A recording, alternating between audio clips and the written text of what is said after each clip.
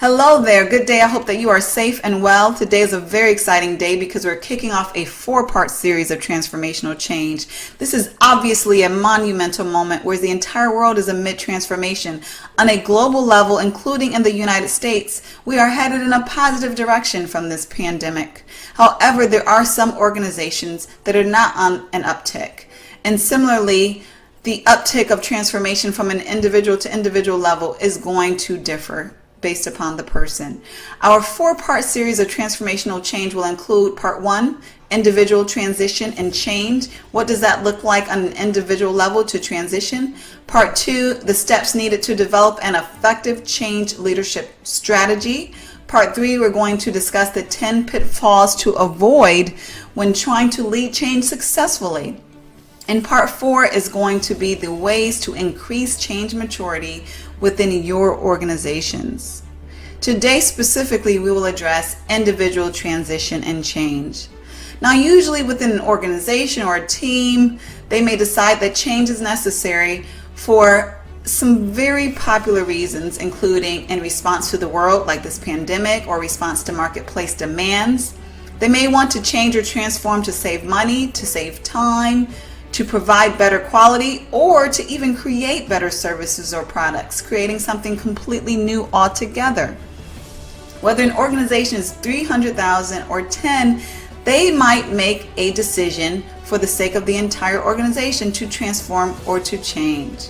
However, the individuals within that organization, those individuals have independent needs, independent capacities, and desires that may often vary from the organization or one from another.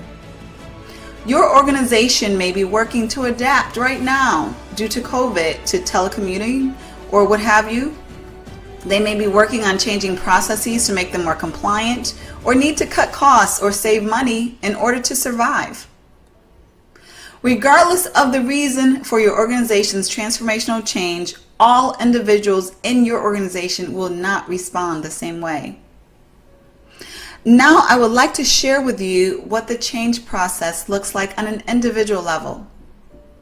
So in creating this process, I have included elements from the ODCAR model as well as from the trans-theoretical models of change. Once an organization has decided to move forward with a change, the leaders make the individuals within the organizations aware. This is the awareness phase. It is a particularly important phase because obviously individuals cannot choose to participate or contribute to a change if they're not made aware of that desired change. This awareness phase can be done well, or it could also be done poorly. Individuals may receive a lot of information regularly, or little information with hardly any regularity at all. The bigger the change, the more information and the more regularly individuals should receive communication. Once individuals receive awareness, they all will go to this contemplation phase. Now, during the contemplation phase, individuals are deciding whether or not to participate in this change. They are contemplating whether it's in their best interest or the best interest of their organization based upon their perspective, whether or not this change should happen. Now, of course, the level of effectiveness in implementing the awareness phase will influence the outcome of the contemplation phase. After the contemplation phase, individuals will either choose to engage or disengage with the change. Those who choose to disengage will either go into a full rejection or avoidance phase. The rejection phase is evidenced by verbal or non-verbal defiance and or criticism to the new ways to come. Avoidance is harder to identify initially. The avoidance, it entails a more passive-aggressive approach. The individual is not assertively rejecting the new way and related actions. However, they're avoiding it as long as they can. This can manifest by not making the transformation a priority. They may continue to do things to work as usual, status quo. The rejection and or avoidance phase ultimately leads to the ultimatum phase. In an organization, transformation, this is going to require, obviously, some major shifting for everyone. Individuals will need to eventually adapt to survive and thrive within the organization, or otherwise. In the ultimatum phase, the individual may have rejected and or avoided the new way as long as they could, and now they need to make a decision. In order to be successful and or stay in the organization, they have to adapt. At this point, they either choose to stay disengaged or decide to engage with the organizational change. If they continue to disengage, it often leads to disillusion. That is the separation of the individual and the organization. The relationship that the individual has with the organization or that specific role may dissolve. And if this happens, obviously the individual reaches the final phase, which is failure to adapt. Now, individuals who ultimately choose to engage, they will go through this process of saying goodbye or letting go of the old or current way that things are done. The level of emotion required in doing this will depend on a lot of factors, including how long it has been that they've done that work that way, how much they have enjoyed it, and how much people interaction is shaken up.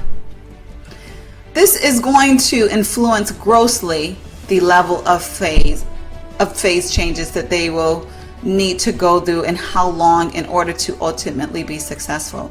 There are a myriad of factors that will influence this. The process of letting go of this attachment may continue even through all of the phases of the change, just depending on how closely they are attached to the current way of doing things. The next phase is the novice or learning phase. This may require a new process, new skills, learning, new relationships. Essentially, the individual may become or feel like a novice all over again, and this brings anxieties in and of itself.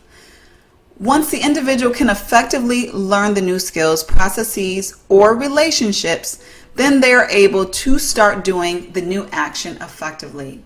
The ability for the individuals to learn and or prepare effectively will be largely influenced by the guidance and resources provided by the organization.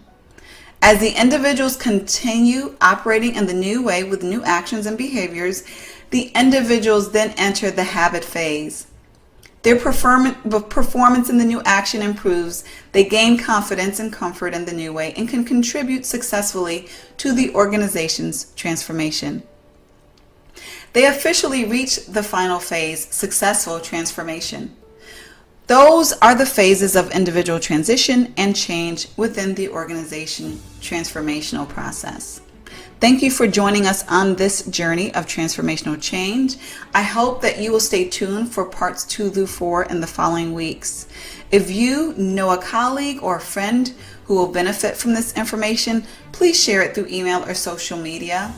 If you would like to learn more about how to bring a change certification program or a change class to your organization, don't hesitate to reach out by clicking the information here.